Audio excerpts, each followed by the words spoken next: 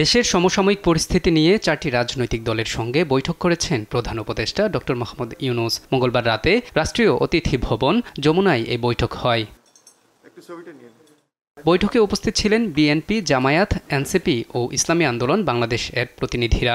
এ সময় একটি মহল দেশের পরিস্থিতি ঘোলা করার চেষ্টা করছে জানিয়ে তারা বলেন, এই অবস্থায় সব রাজনৈতিক দলকে এক থাকতে হবে। রাজনৈতিক দল হিসাবে এক এক দলের এক এক রকম বক্তব্য থাকবে, সমালোচনাও থাকবে, কিন্তু আমরা একটা প্রশ্নে সবার মধ্যে আমরা এক আছি, সেটা হলো আওয়ামী ফেসিবাদ যাতে আবার পুনর্বাসিত হতে না পারে।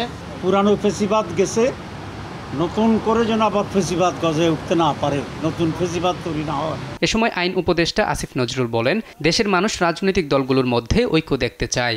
আমাদের প্রধান উপদেষ্টা উনি শুধু ঐক্যের কথা বলেননি, উনি বলেছেন আপনাদের মধ্যে ঐক্য আছে, এটা আর একটু দৃশ্যমান হলে ভালো হয়। আপনারা যে ফ্যাসিবাদ প্রতিরোধের প্রশ্নে হোক বা গঠনমূলক কোনো কর্মসূচির প্রসঙ্গে হোক, আপনারা যদি একসাথে থাকেন, এটা যদি মানুষ দেখে, মানুষের মধ্যে স্বস্তির ভাব আসবে, মানুষের মধ্যে একটা অনেক বেশি মানুষ খুশি হবে এটা দেখতে। ফ্যাসিবাদ বিরোধী প্রশ্নে দলগুলো প্রশাসনকে কঠোর হওয়ার তাগিদ দিয়েছে বলেও জানান তিনি। মোহাম্মদ আলাউদ্দিন, দেশ টিভি, ঢাকা।